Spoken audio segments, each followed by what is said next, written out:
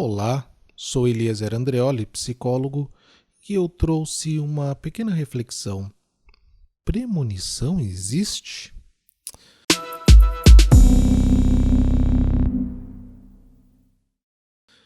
A ideia de que o ser humano possa ter a capacidade de canalizar uma inspiração e iluminação divina, ou até mesmo conseguir prever o futuro, existe desde que o homem é homem. Desde que o ser humano se descobriu com a capacidade de abstração, existe a crença de que o ser humano seja capaz de ter pensamentos ou sonhos premonitórios. Na Grécia Antiga, por exemplo, sonhar era uma mensagem objetiva dos deuses. Após a revelação, o sonhador era persuadido a seguir a retórica do sonho em sua vida. Na mitologia grega e romana, os doentes dormiam no templo de Asclépio, o deus da cura e da medicina, para que em sonhos tivessem a visão de como tratar de suas enfermidades. De fato, muitas culturas tiveram seus oráculos que, através da inspiração divina, poderiam determinar o rumo de ação de um indivíduo ou de até mesmo uma nação inteira. No entanto, a premonição como habilidade divinatória não era aceito por todos nem na Idade Clássica. Aristóteles quebrou a cuca pensando sobre a natureza da premonição quando escreveu da adivinhação pelo sonho. E olha, deve ter ficado um pouco mais careca de tanto pensar e acabou anunciando que, na verdade, os sonhos proféticos não passavam de pura coincidência. Passou um tempinho de lá para cá quando Sigmund Freud tentou colocar os sonhos a favor da medicina, publicando seu primeiro livro em 1900, A Interpretação dos Sonhos. Em seus escritos, Freud afirma que os sonhos são uma janela para o inconsciente e este vasto universo pode sugerir ou revelar muitas coisas ocultas sobre nós mesmos e o mundo ao nosso redor. A partir desta publicação, os sonhos começaram a ser vistos como um fenômeno humano, produto da mente e do cérebro, e muitos pensadores passaram a se interessar pelo assunto. E o que tem a ver sonhos, psicologia e premonição, hein? Bom, antes de falar sobre a visão da psicologia sobre premonição, primeiro temos que trazer algumas premissas. De que existe o inconsciente, de que ele é maior do que o consciente e que ele é autônomo. É difícil enxergar o inconsciente do ponto de vista científico? Olha, nem tanto, viu? Quando falamos de inconsciente, não precisamos necessariamente falar sobre o inconsciente freudiano, que está mais para um caldeirão borbulhante de pulsões que ficam trancafiadas em uma verdadeira caixa de Pandora, prontas para escapar das mais diversas formas de neurose. Não é desse inconsciente que estamos falando não, viu? Afinal, Freud não foi o primeiro a falar sobre o inconsciente e nem será o último. Ele apenas propôs um modelo filosófico sobre seu funcionamento.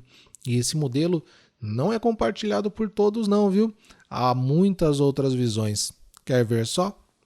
Se assumirmos que a mente humana é um produto do cérebro e que esse não consegue se concentrar plenamente em tudo o que faz, nem resgatar de pronto qualquer memória armazenada ao longo da nossa vida, então podemos supor que a mente possui ao menos duas partes, uma alcançável e disponível e a outra nem tanto. Para acessarmos a segunda parte, precisamos de um enorme dispêndio energético em uma verdadeira luta de força de vontade para resgatar certas memórias que às vezes nem sequer conseguimos resgatar. Ou se as resgatamos de uma forma nada confiável, misturando lembranças com pura imaginação. Mas ao contrário, olha só que notável. Quem nunca teve aquele pensamento intrusivo de uma memória perdida no tempo que causa instante angústia e nem se sabe de onde veio aquilo? Podemos concluir então que tanto não conseguimos acessar o conteúdo inconsciente sem grandes esforços, como também não controlamos aquilo que emerge de lá. E isso talvez sugira que o inconsciente seja autônomo. Ele trabalha independente da nossa vontade. Sabe aquela ideia de que usamos apenas 10% do nosso cérebro pura baboseira. Usamos nosso cérebro o tempo inteiro e, do seu produto, a mente, emergem ideias e pensamentos que fruem sem qualquer esforço, de forma automática, sugerindo que existe uma parte da nossa mente que não controlamos, não acessamos e que possui a maior parte de nossos conteúdos mentais. Podemos chamar isso de inconsciente. Tendo em vista essas premissas básicas, olha só, podemos dizer que sim, é possível sim experimentar premonições ao longo da vida. Ter um lampejo de genialidade, um insight que permite resolver um problema dificílimo, ou sonhar com um acontecimento futuro é totalmente possível e faz parte do processamento mental normal de cada um de nós. É totalmente possível que as sinapses autônomas trabalhem em associação de ideias das quais não controlamos para atingir uma possível solução a um dilema, ou simplesmente juntar as peças de um quebra-cabeça para produzir uma previsão do futuro de forma assustadoramente exata.